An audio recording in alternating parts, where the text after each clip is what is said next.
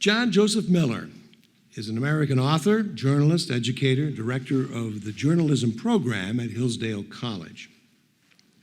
He has been the national political reporter at National Review and has written for the Wall Street Journal and other publications. He founded the College Fix, also a conservative higher education watchdog.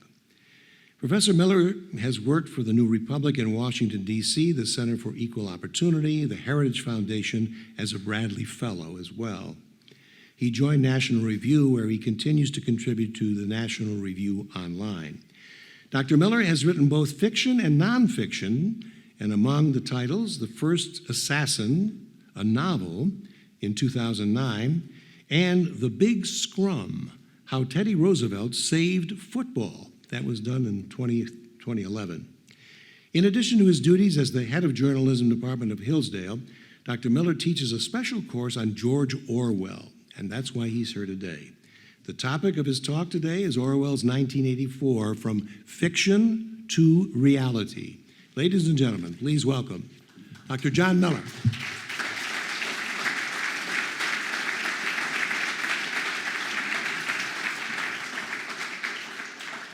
Thank you. Hello.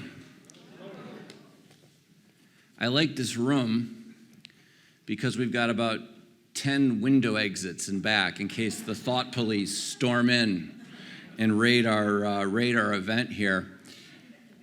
I want to thank all of you for coming out. I especially want to thank Paul Anthony for inviting me and for the advocates of balance, advocates for balance at Chautauqua for having me out.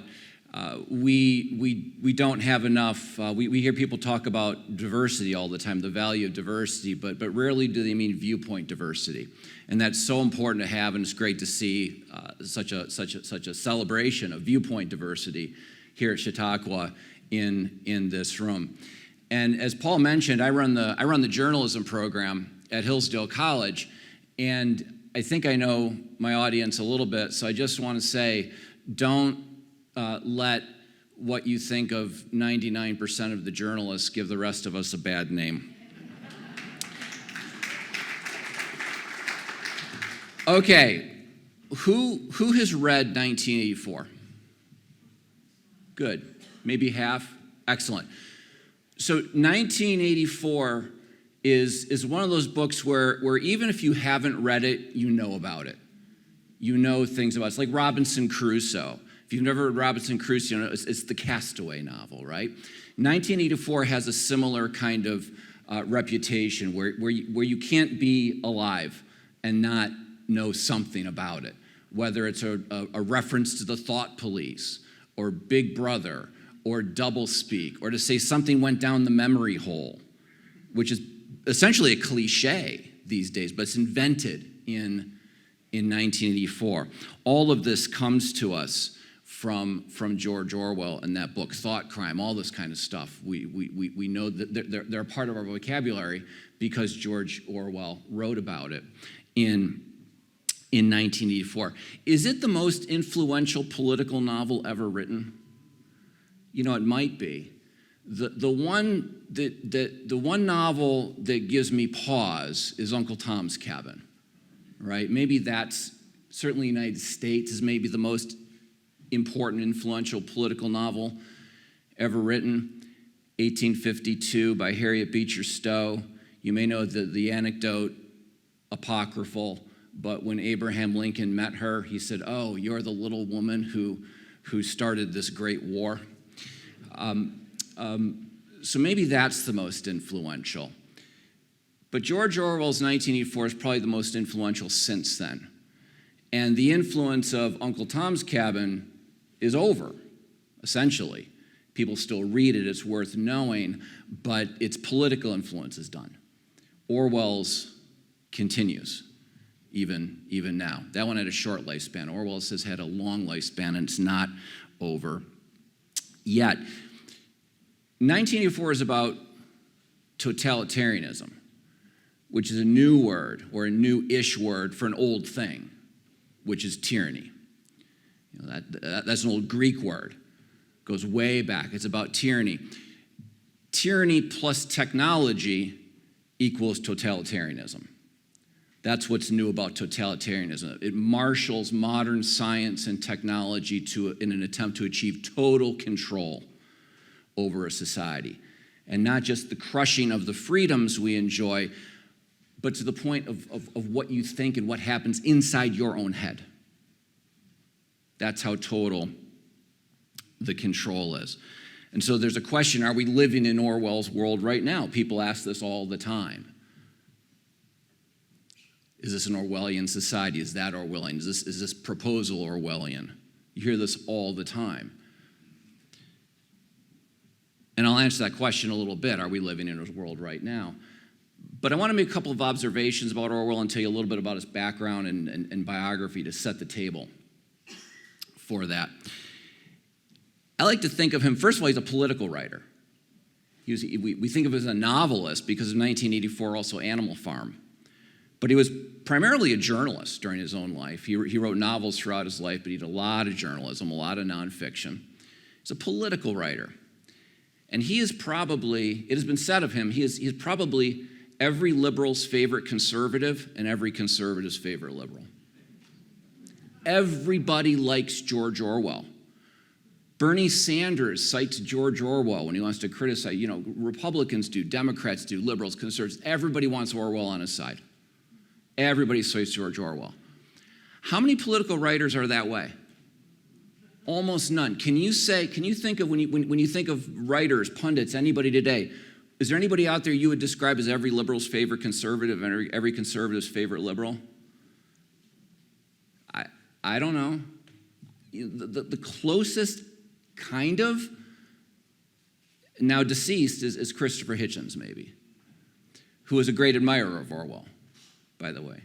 But Orwell's a remarkable figure because across the political spectrum, people admire or at least cite George Orwell. I do think 1984 is a pretty well-read book, but it's often cited without having read it as well. Orwell lived only 46 years. He was born in 1903, died in 1950. He was 46 years old when he died. I bet if he were in this room, he'd be the youngest one here, just about, right? That's what he did. But 1903, born in British India, hardly lived there, only a couple months, and he went back to England. And his death was in 1950, in certain ways, was well-timed in terms of his politics. He died on January 25th, 1950, which was the very day Alger Hiss was convicted of perjury, which is a kind of poetry in a sense. But one of the reasons Orwell can be so admired by people across the political spectrum is because he didn't have to take sides in so many of the big Cold War disputes, such as Hiss versus Chambers, right? A controversy that split left and right throughout the Cold War. We now know, by the way, the conservatives were right on that one. But Orwell didn't have to take a side. He didn't have to take a side on McCarthyism. He didn't have to say what he thought about the Vietnam War. If he'd lived a full life into his 80s, he would have been alive during the time of Margaret Thatcher and Ronald Reagan. He never had to say anything about any of them.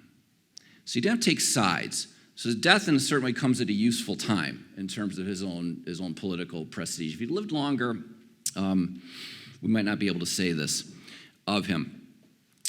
His real name was Eric Blair. George Orwell was a pen name. He picked it up for some very small c conservative reasons. First is he wanted a name that sounded utterly English. And so George, is there a more English name than George? It's the patron saint of England, for crying out loud. So he picked George, and Orwell was the name of a favorite river from his childhood. So a place name. That's how he came up with George Orwell. But his real name was Eric Blair. In fact, his gravestone says Eric Blair. You can scour the UK looking for the gravestone of George Orwell. You will never find it. He's also familiar as an image. I don't know how many of you can invoke a mental picture of George Orwell in your minds. There are some writers for whom we can do that. Ernest Hemingway, Edgar Allan Poe. Can you do that for William Faulkner? Probably not. I think George Orwell, many of us can summon an image of him. I think he looks kind of like David Bowie, the singer. David Bowie once proposed playing George Orwell in a biographical film about him, and the Orwell estate said, no, thank you. Orwell had a mustache, you may know, and it's sort of clipped right at the edge of his lips. That's how he shaved it, like right here. And he wore it throughout his life. And he wore it because after he finished what was the British equivalent of high school, he didn't go to college. He signed up for the Imperial Police, and he worked in Burma, what is then called Burma, now Myanmar. Worked in Burma for 5 years as a colonial police officer. And they all wore mustaches like this. So he had his cut that way, and then he wore it for the rest of his life. That's how he got it. He spent 5 years as a young man in Burma in the civil service as a policeman. And he hated it. And he hated the imperialism and the colonialism. He came to hate it there. He was there for 5 years. He got sick. He was on medical leave in England, back home. And he said, I'm not going back. I want to become a writer. His parents thought he was crazy. They urged him. He said, you'll never make a living as a writer. They said, don't do this. And they were both, well, they were wrong, weren't they? Although they were right in a certain sense, because he really struggled for the next 20 years to make a living as a writer. But that's what he did. And in his early days, for sure, he was a man of the left. He regarded himself as a man of the left. He wrote for communist publications, certainly left-wing publications. He regarded himself as a man of the left. And then he went off to Spain to fight in the Spanish Civil War in 1936 and 1937, a great cataclysmic event that we've kind of forgotten about because World War II changed everything. But it was an important conflict in the 1930s, and Orwell went to go fight. He didn't go merely to cover it. As a journalist, he went to fight. He did intend to write about it, but he took up arms. He joined a socialist militia to fight against what were then called the Republican, they were the Republicans, to fight against the nationalist forces of General Franco. The nationalists prevailed later. But Orwell took up arms to fight. He was shot in the neck, suffered a grievous injury. He was shot in the neck. If the bullet had been a millimeter to the right or the left, it would have hit his carotid artery. He would have died. But he survived, right? He actually thought he was going to die when he was hit by the bullet. And there's an amazing passage where he writes about this. But he survived. And what happened in the aftermath, though, is he had joined the socialist militia that was seen as inadequately left-wing by the Stalinists that were in charge. And so Orwell was marked for murder by the Stalinists in one of the great purge attempts by the left in 1930s Spain. And this was a wake-up call for him, where he recognized the enemies of freedom are not just the fascists against whom I'm fighting. He hated fascists, he always did. But he recognized in Spain, he recognized he has political foes on his left. And this is where George Orwell became George Orwell, in Spain. And there's he wrote a great memoir about it called Homage to Catalonia. Has anybody heard of it? I know, okay, a couple of you. Has anybody read it? Oh, good, excellent. So, but right? So most people haven't even heard of Homage to Catalonia. I've been on staff at National Review for 25 years, and in 1999, at the magazine, we ran a survey. We convened this panel of experts and scholars, historians, and so forth, convened a panel, and we did a survey. What are the 100 most important nonfiction books of the 20th century? What are the 100 most important nonfiction books of the 20th century? Any guesses what was number one?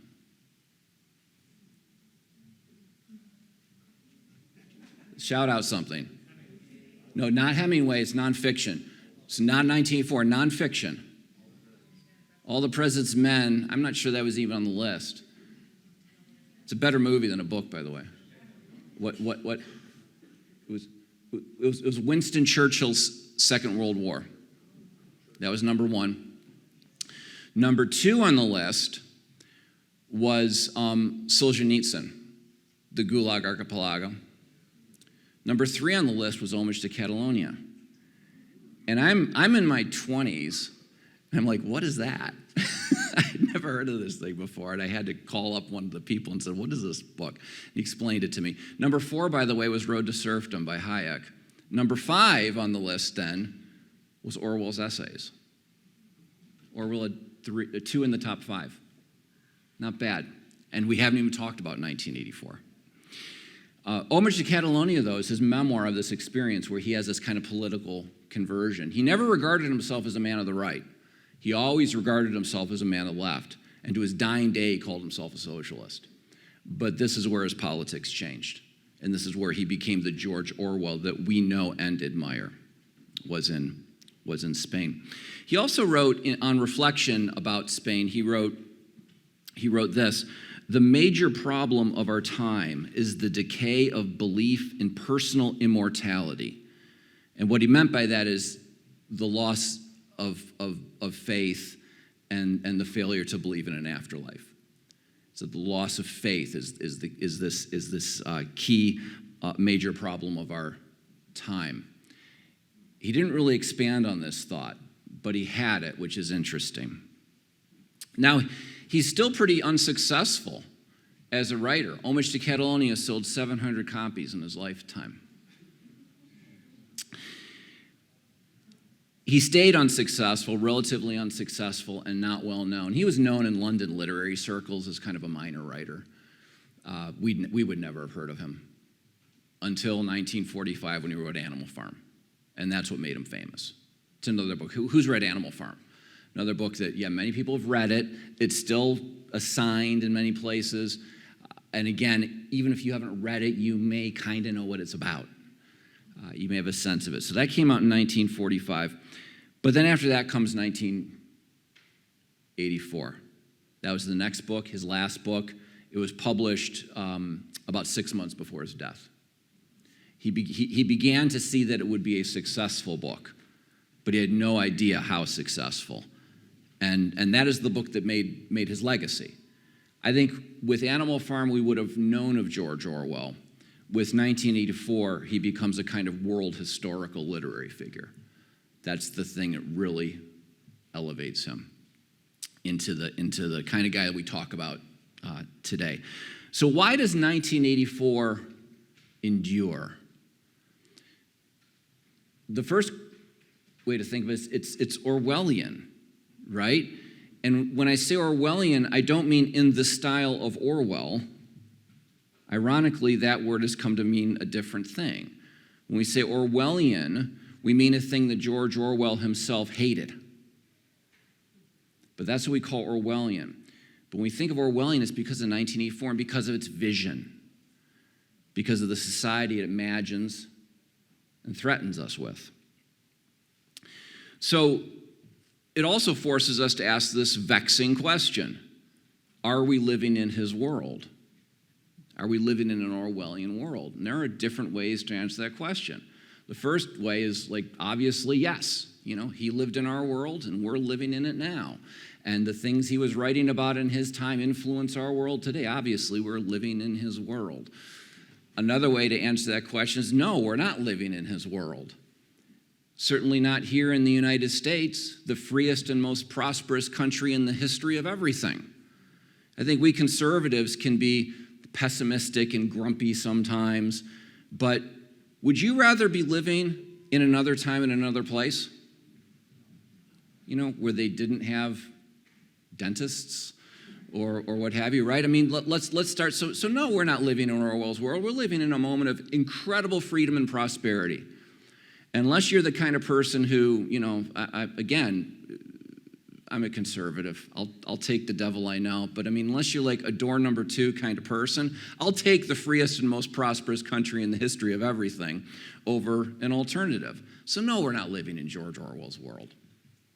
But there's a third way to answer the question. Are we living in his world? Well, maybe.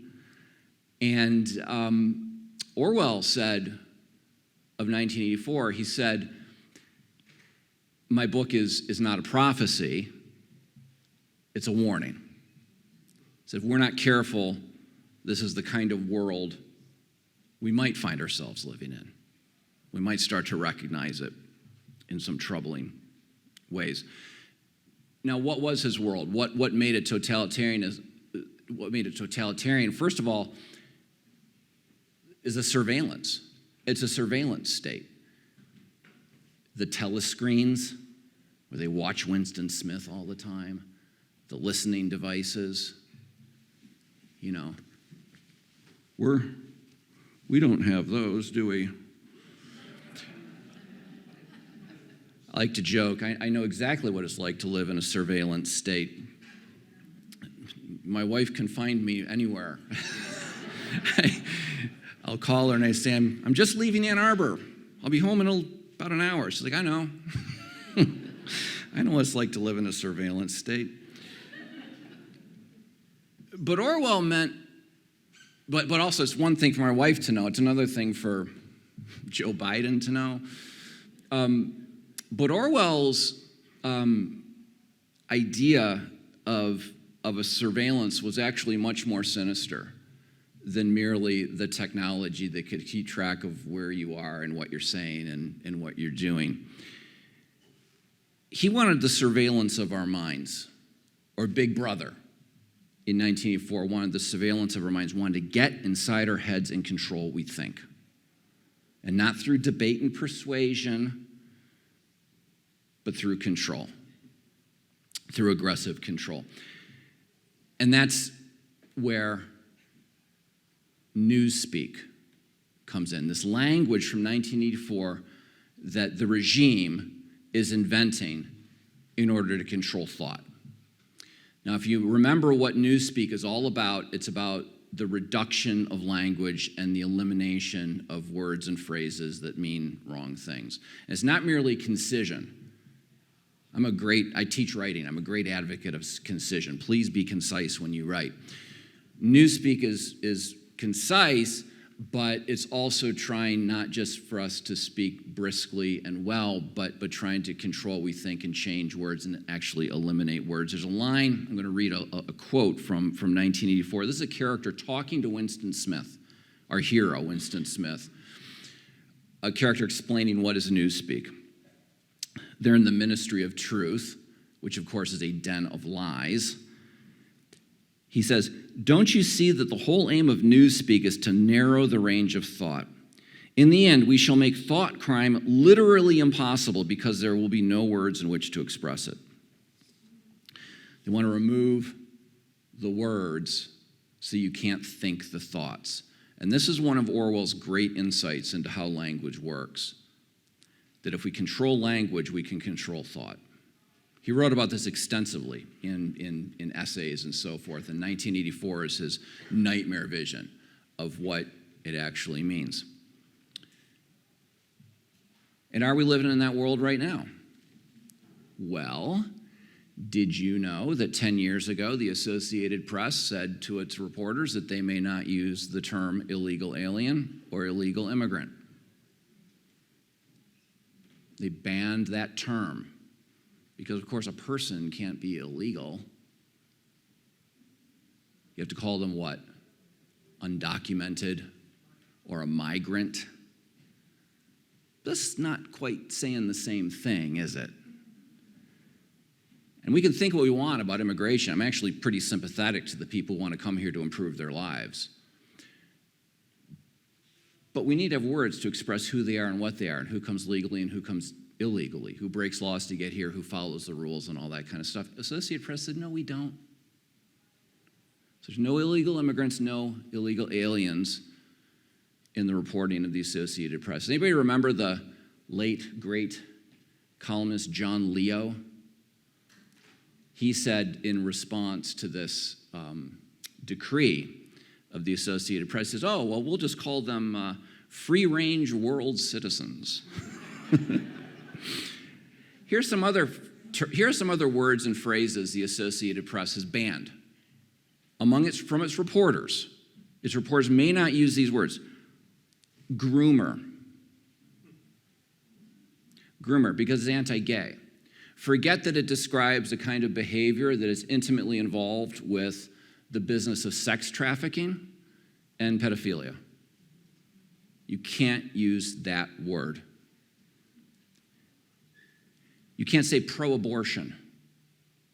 You have to say somebody favors abortion rights.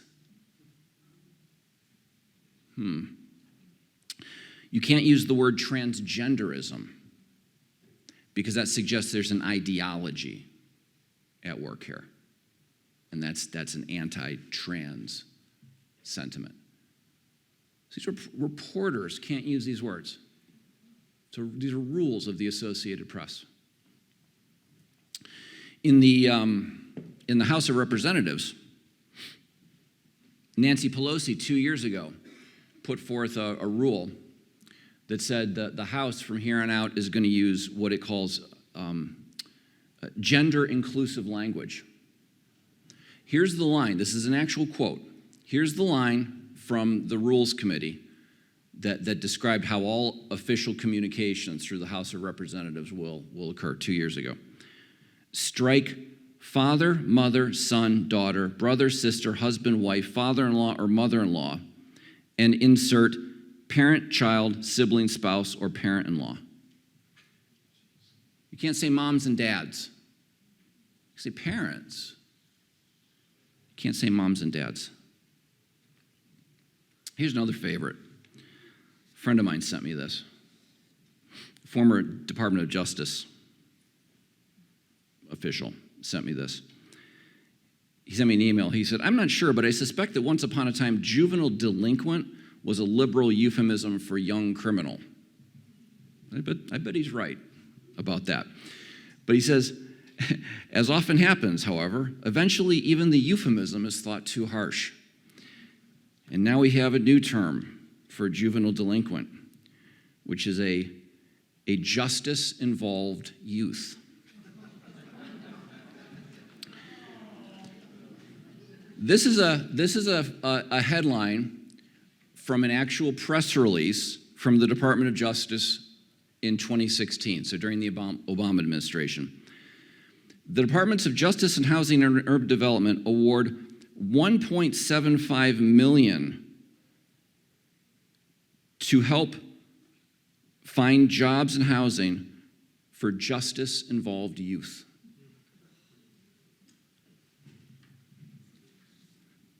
Is this not newspeak at work? I mean, if we can't call them young criminals or juvenile delinquents, which comes with a kind of moral sanction attached to it, as maybe it should. I mean, what is a justice-involved youth? I mean, it sounds like a kid cop kind of program. I don't even know. And then, of course, if you're busy on social media, the new word for censorship on social media is content moderation, right? We don't censor anything, we just moderate our content. Now, a lot of bad ideas start on campus. They come from our colleges and universities. You ever heard the observation that smart people don't make small mistakes?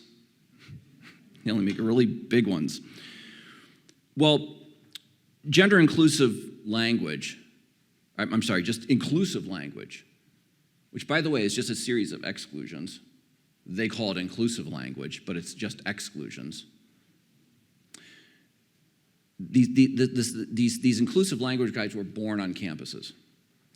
Every college and university just about, well, Hillsdale doesn't.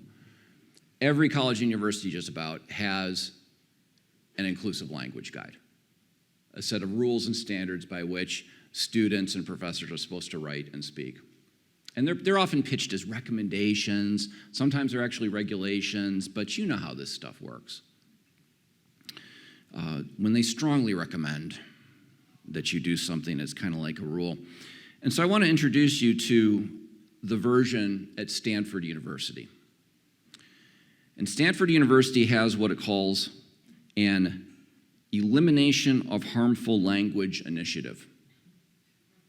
Elimination of Harmful Language Initiative. And here's what it says. Its intention, its stated intention is, quote, to eliminate many forms of harmful language, including racist, violent, and biased words and phrases. Which sounds reasonable. I mean, we probably shouldn't use harmful language, including racist, violent, and biased words and phrases. I mean, there are, let's be clear, there are people in this world who will insult, demean, use cruel words and phrases for bad purposes. That happens. But I think most of us don't want to cause offense. We're not looking to. And we want to avoid racist, violent, and biased words and phrases. Stanford's document goes on for 13 pages. It has 161 purges. I know because I counted. And some of them are sensible. It suggests, for example, don't call a person with mixed race ancestry, don't call this person a half-breed. It's okay, that makes sense. Some are mundane. It prefers firefighter to fireman. Again, okay. By the way, fireman, of course, is a term that Ray Bradbury used in Fahrenheit 451. Those are the book burners in Fahrenheit 451. But okay, firefighter, not fireman. Some are bizarre. Graybeard. The idea this is a graybeard, that to call somebody a graybeard is an insult.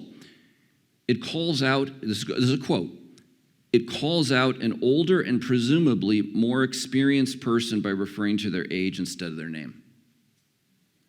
Now, I don't know about you. Here I am in a room full of graybeards, right? I mean, I actually thought calling somebody a graybeard is actually a compliment. It suggests wisdom and knowledge gained through experience and having lived a long time. Someone, you go seek wisdom from this kind of person. But they said, don't do it. Here's another one. Thug. Because thug is racist. Now, I don't know about you, I'd never thought about that word in a racial way until I read Stanford's guide. So what that says to me is when a liberal at Stanford hears the word thug, this person thinks of a non-white person. Tells you more about the authors of the Elimination of Harmful Language initiative than it does about others. I mean, there are lots of words, villain, brute, crony. There are all kinds of words we use that they're negative, but they don't have a racial connotation. I would say thug is one of them, but Stanford insists thug is racist. Don't say it. Forget about uttering ladies and gentlemen, as it, quote, lumps a group of people using gender binary language that doesn't include everyone. So no more ladies and gentlemen. And also, one more word. Here's another example of a word, expunge. This is a word that was, quote, once used to describe a person who could not speak and implied the person was incapable of expressing themselves. And therefore, it's indecent to use the word stupid. Which means Stanford has made it wrong for me to say, your elimination of harmful language initiative is stupid. But the problem with Stanford's guide is not just that it's stupid. It's actually devious. And so here's one more example of a word that Stanford defines as harmful. Remember, they want to eliminate many forms of harmful language, including racist, violent, and biased words and phrases. So here's the word. American. Stanford put it on the list. The word American, quote, often refers to people from the United States only, thereby insinuating that the U.S. is the most important country in the Americas, which is actually made up of 42 countries. I know, you guys are like, what are they talking about? There are only 35 countries in the Americas, which is true. I counted them as well. There are 35 sovereign states in North and South America. They got 42. I don't know how. What they say is you should say, instead of American, you should say U.S. citizen. They recommend replacing it. Now, I should note that they got so much bad publicity for this. And this was like 6 months ago. It was at the start of the year.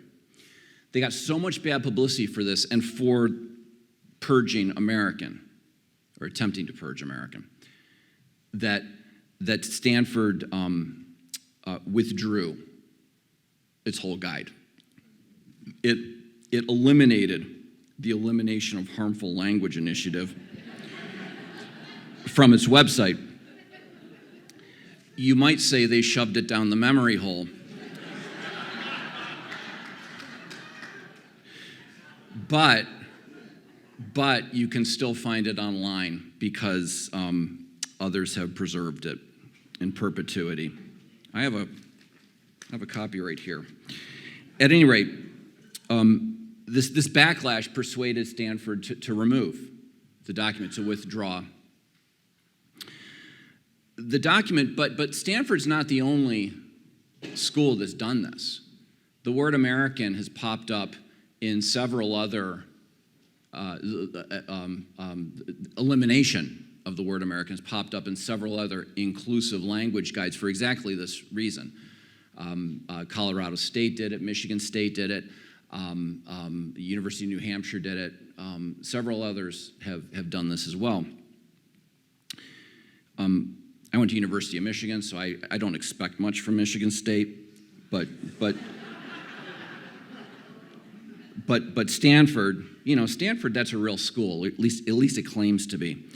Now, what's the point of eliminating the word American? I can think of really only one, which is to wipe out a sense of American nationhood. It's the only thing they could be going for, I think.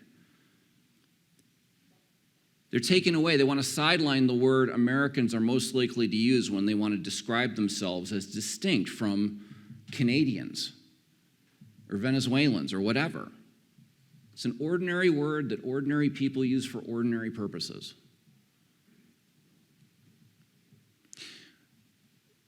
But if we were to lose that word, think of all the other terms and ideas we'd also lose. The American way of life. I don't know what you call that. The American dream. I don't, dream of U.S. citizens doesn't quite have the same ring to it. But this is what Orwell warned us about. When you lose the word, you lose the concept. They're going to keep us from thinking wrong thoughts by trying to control our language. That's what Orwell's getting at.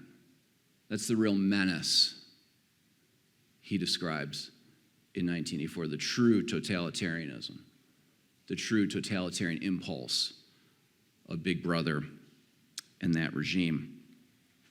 Now, 1984 ends with a bleak and alarming conclusion.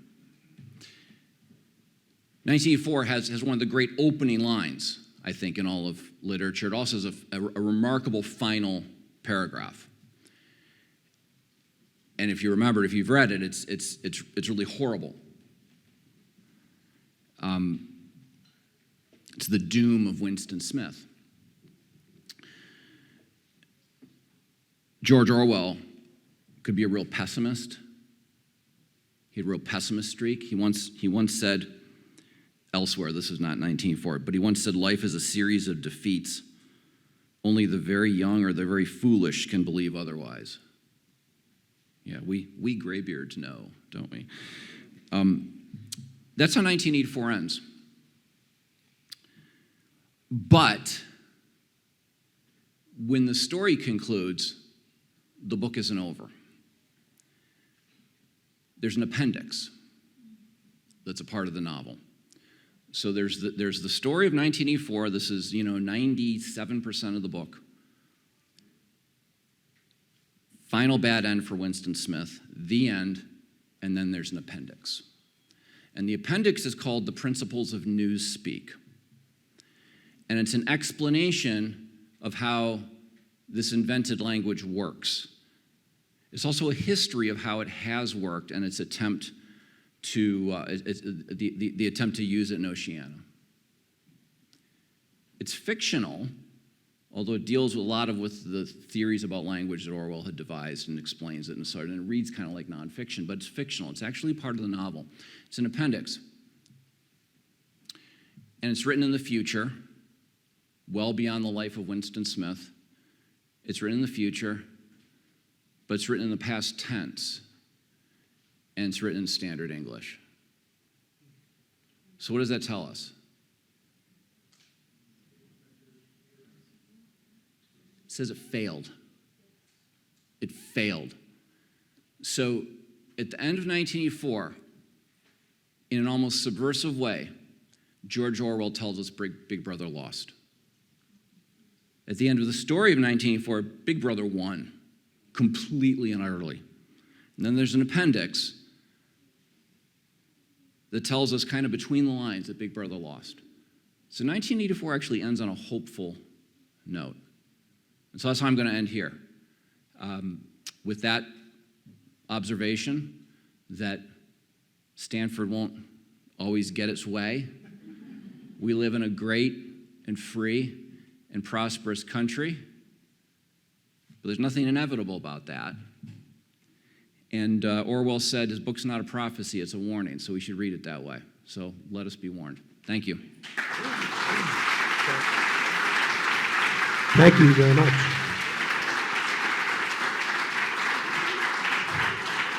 If people want to ask questions, they can line up over here, and we'll give questions to Dr. Miller.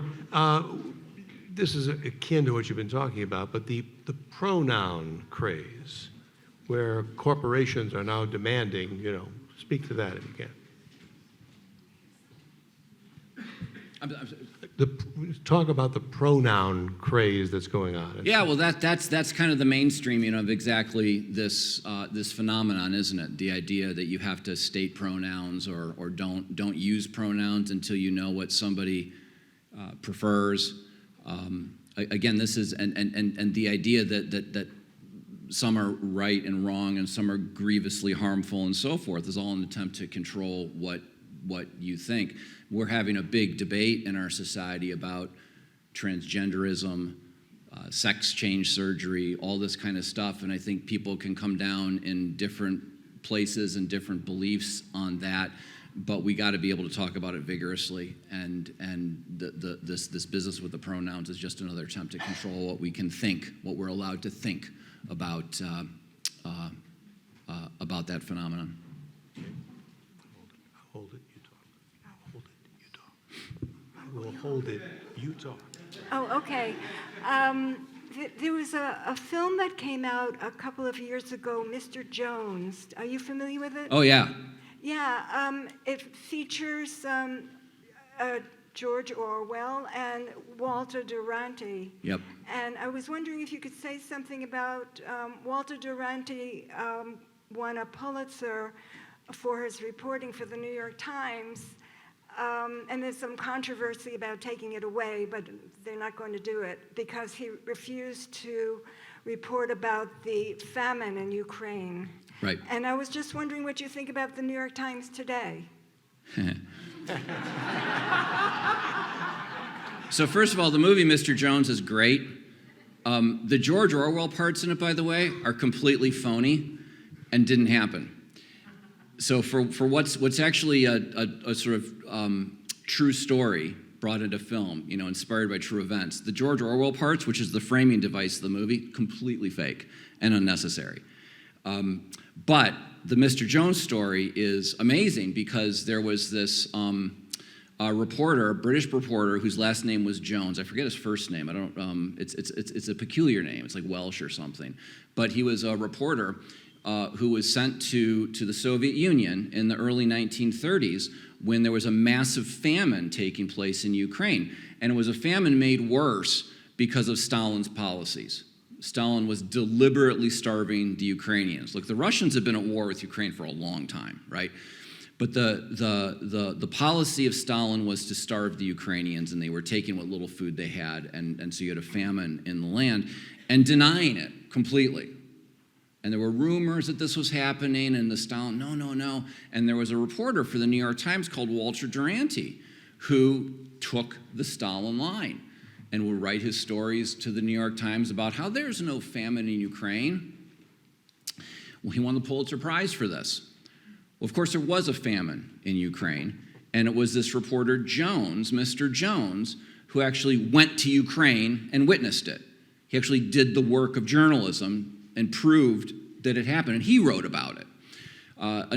There's one other reporter who did. He's not in the movie, I don't think. He's certainly not a star of the movie, and his name you may know, which is Malcolm Muggeridge. Malcolm Muggeridge, early in his life, was another British reporter who was in Moscow, who went to Ukraine and reported the truth about what was actually happening. But you had Walter Duranty for the New York Times spewing the lies of the Soviet regime. He won the Pulitzer Prize for it. There's been an effort to revoke that. It's been unsuccessful. What do I think of the New York Times today? I will say this, I read it every day. I read several newspapers. It's kind of partly, I like to read lots of things. It's partly my job. I think its coverage is pretty good when it comes to science and business and a lot of foreign affairs. I think it's pretty good. I think its coverage of the United States and Washington, D.C. is less good. And its coverage of culture and entertainment is less good still. It's double plus ungood, to use an Orwellian phrase. I find it worth reading still, but the best newspaper in America is the Wall Street Journal, I think. And I say that partly because of the editorial pages, which are astonishingly good. But I think its news section is pretty straight. It's certainly, I think, it's the best that's out there, for sure. So if you're going to read one newspaper, if you want one national newspaper, I would recommend the Wall Street Journal. Except for places like Hillsdale, Grove City, it sounds like colleges and universities are Orwellian. Would you agree with that? Second question would be, if I understand correctly, Muggeridge said that fascism and communism are the same show. And it frustrates me that news today continues to refer to fascism as right-wing, when I feel it's really left-wing because it's totalitarian in its mindset, just like all these other systems of totalitarianism. You've read, I think, maybe Jonah Goldberg's book, Liberal Fascism, that kind of makes that point. I mean, one way to think about politics is we often think about it as a spectrum, as a line with left and right. The communists are here, the fascists are here, right? And that's actually not maybe the best way of looking at it. Let's join those ends and think about it as a circle where the extremes blend, right? And all the illiberalism blends, and I mean small L liberals, classical liberals, are on the opposite side of that circle. That's another way of thinking about all this. The word fascism is interesting, one of the most misused words in all of our politics. Here's a line I'll share with you. The word fascism has now no meaning except insofar as it signifies something not desirable. Does that sound like the truth? You know who wrote that? George Orwell in 1945, when there were actual Nazis. He said in 1945 the word doesn't mean anything anymore, and yet it's thrown around. It's thrown around like, well, people don't know what it means. It's just a pejorative. It's just a thing to say. One of the things that drives me, is fascism conservative? The question of what's conservative has always driven me nuts, because conservative on one hand is a relative term.